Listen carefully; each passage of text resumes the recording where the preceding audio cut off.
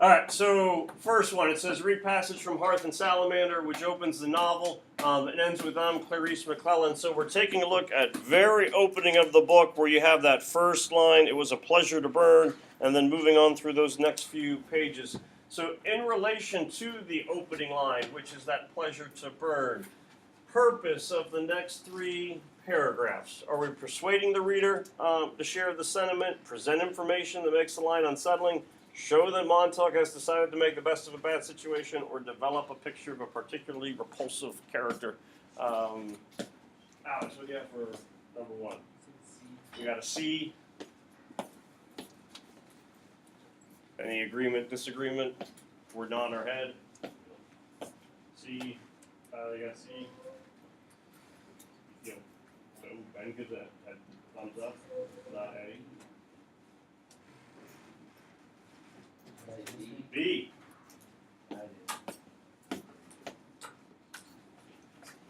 Why are you thinking B? Well, he didn't really make the best of a bad situation. That's just what he wanted to do.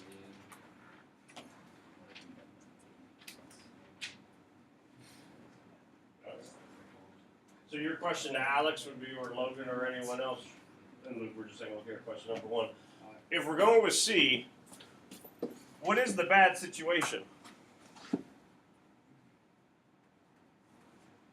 Oh, it's burning books. He doesn't like it, but he's doing it. It was a pleasure to burn. So just take a look at the first line of the paragraph that comes after. It was a special pleasure to see things eaten, to see things blackened and changed, with the brass nozzle in his fist, with the great python spitting its venomous kerosene upon the world, the blood pounded in his head, and his hands were the hands of some amazing conductor, playing all the symphonies of blazing and burning to bring down the tatters and charcoal ruins of history, with his symbolic helmet numbered 451 on his stolid head, and his eyes all orange flame with the thought of what came next. He flicked the igniter, and the house jumped up in a gorging fire that burned the evening sky red and yellow and black. He strode in a swarm of fireflies. He wanted, above all, like the old joke, to shove a marshmallow on a stick in the furnace, while the flapping pigeon-wing books died on the porch and lawn of the house, while the books went up in sparkling whirls and blew away on the wind, turned dark with burning.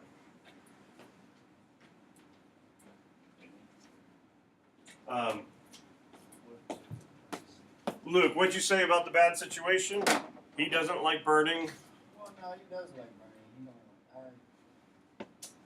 I don't. But like, I'm thinking about later on, he doesn't like it anymore. He likes the books. And here's the problem with that, because question one says in relation to the opening line, the next three paragraphs. So you're only looking on what's happening on pages 1 and 2. So at this point in the book, what's he trying to emphasize?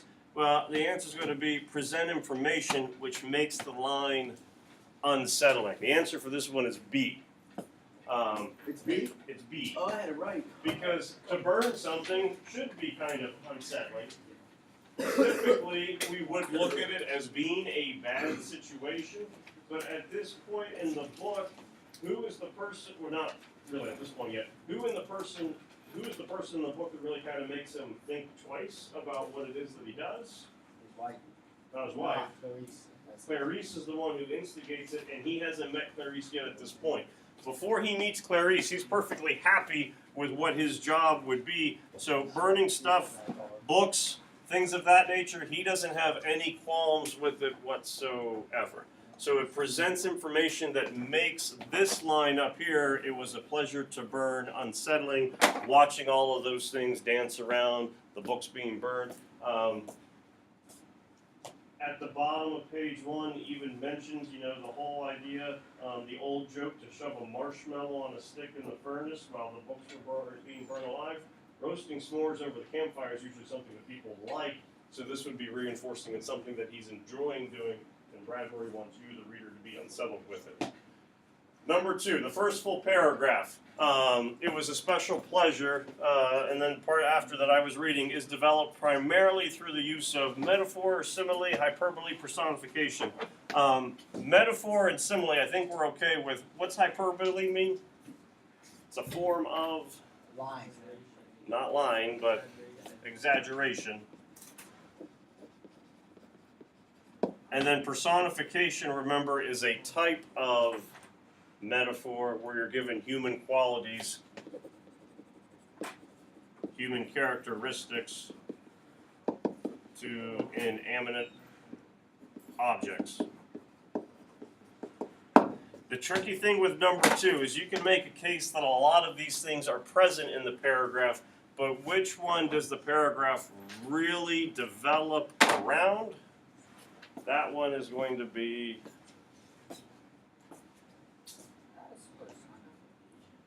personification. Devin, I thought I heard you say something. Would you prefer number 2? Personification. You're going personification. Anybody else? Think you were changing answers from before? Are you going personification? No. Oh wait, yes. Yes. I am. You are not changing answers. Alex, what are you bringing for this one? What's the personification then? Like a green and dragon fire. Yeah, but that's not a line. If you had your book out, you'd be able to tell me. It's not even my book, it's Evan. We need to find your book. Take out the books, open up the page 1, because we need to make sure we can locate these things. I'll find it in 34 seconds. Oh, time to go. No. It's like, it's giving, people characters the fire, because he's saying that it's like eating things. Great python spitting its venomous kerosene Fire upon can't eat. the world. Okay. So, specifically, you're, like, which line are you looking at? The second ability is directly opposed to the sequence. Okay, to see things eaten, to see things blackened, to see things change. Alright, so we got the use of the word eaten. You were making reference to, Why, when the brass nozzle in his fist with the great python spitting his venomous kerosene upon the world, blood pounded in his head and his hand. okay, so we got the python spitting venomous kerosene. We have the flapping pigeon wing books died on the porch. So why is the answer going to be metaphor?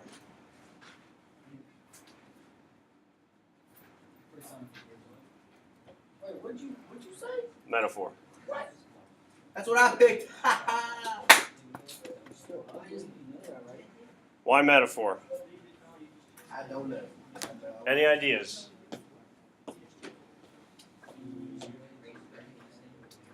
Ben, you got it? Okay. Any idea why? Oh, it's strong comparison. And the big thing here is going to be primarily. So yes, it was a special pleasure to see things eaten, to see things blackened and changed. You certainly got the use of the word eaten, as Devin mentions there, which we would think could be going personification. The main concept that happens is going to be in those next couple lines. With this great python spitting its venomous kerosene upon the world. That's not a person. Hold on. There you go. So the fact that it is the python, for it to be personification, it does have to be human. Now, yes, can humans spit? Sure. Can people flap their wings? Sure, as gets kind of mentioned down here. But the flapping pigeon wing books, so the animal qualities are technically different from the human characteristics. You throw in that his hands were of some amazing conductor, playing all the symphonies, blazing and burning. So you're getting multiple metaphors that are happening within the course of the paragraph, which means that that's going to be the primary literary device that's getting used. The use of spit, I would say, is probably the trickiest one, because certainly you could go, yes, people can spit, but the fact that it's getting compared to the python negates that personification aspect. So it's making sure that you're looking at it closely to be able to figure out why it's going to be metaphor instead of personification. And that's what makes these questions tricky. So a lot of the times, Keystone type questions, I don't think people are going to have a hard time finding literary devices and figurative language and things like that. But what are the nuances that are going to make it different between being A or B? Going, hey, it's not a person would be a big reason for A. It's tricky. I mean, there's no two ways about it. How about paragraph 3, which begins, he hung up? and the two paragraphs which follow, Montague best described as heartless, oblivious, self-indulgent, or indifferent. I'm thinking there might be two that we end up taking a look at. So you have the two paragraphs that are coming after. He hung up his black veal-colored helmet, shined it, hung his flameproof jacket neatly, and kept on going through there. I think he's indifferent. Indifferent? Alex is going yes. Matt, what do you have for it? You got indifferent? What's it mean to be indifferent? You don't care. What's the difference between indifferent and oblivious? Just because that's an option that's going to be up here as well. I mean, heartless means that you're essentially just going to be mean. Negative negative characteristic. Indifferent would agree that you don't care. If you're oblivious, it's not that you don't care, but it's that you are completely unaware, not knowing about something. At least about that situation. I don't want to say if you're oblivious that you're not educated in any regard. That's like when people say ignorant, I'm not educated. Ignorant means you don't know. Yeah. Lack of knowledge. Right. Now what happens is, especially when I was growing up, it became more of you're mean, you're rude, you're ignorant of that way. But no, it would be you're unaware, and it's not your fault. So number 3 is indifferent, where he simply is not worried about anything. Number 4, author builds suspense about the person who's present Montague senses by including Roman numeral questions. So hypothetical speculations, deviations in sentence structure, or changes in syntax, or repeated references to turning the corner. Any of those that we know for sure would be happening. 1, 2, or 3.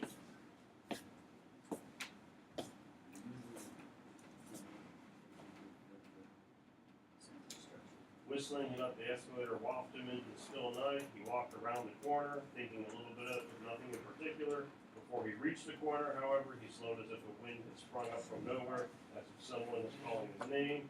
The last few nights have been the most uncertain feelings about the sidewalk, just around the corner. So one of those, I would say, should start to pop up for us. We're getting repeated references about turning the corner. So we know 3 is going to, oops, didn't want to do that.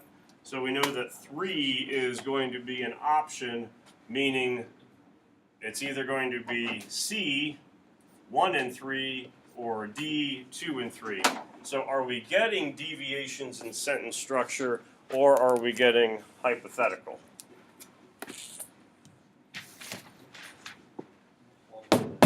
You're saying we're getting hypotheticals. What would be like an example of a speculation that he has then?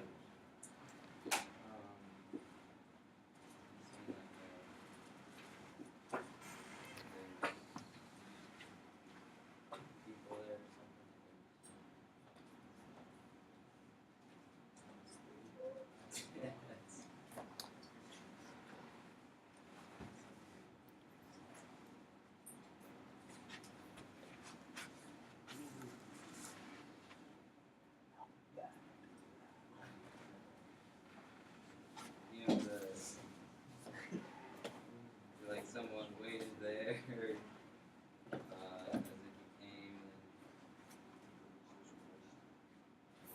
You start to see perhaps his nose detected. He was thinking little at all about nothing in particular. You're starting to get speculations from him. It's C, 1 and 3. 1 and 3. Number 5, 2 paragraphs in which Clarice is described, beginning the autumn leaves and the trees overhead. So this would be the last 2 paragraphs on page 3, contain all of the following. Then you see this keyword except. So you'd be looking to see which of those is not there. Simile, alliteration, personification, or parallelism. Which ones do we have? Let's kind of do it in reverse. Where can you find a simile, alliteration, personification, parallelism? Like if I take a look at the first paragraph here on page 3. So the autumn leaves bloom. Her head was half bent to watch her shoes stir the circling leaves. Her face was slender and milk white. It was kind of gentle hunger that touched over everything. Her dress was white and it whispered. We're getting her head was, her face was, her dress was. So you have similar, it's not alliteration, but you have parallelism in that they are written in similar structure. So parallelism we have, not going to be an answer. Devin? You do have alliteration. Her dress was white and it whispered. If her dress whispered, that would also be personification. So the one that you don't have is going to be simile for number 5. Number 6, keep out piece of paper. Number 6, answers D. Number 7, answers also D. Going on to the back of that first part, answer is C for number 8.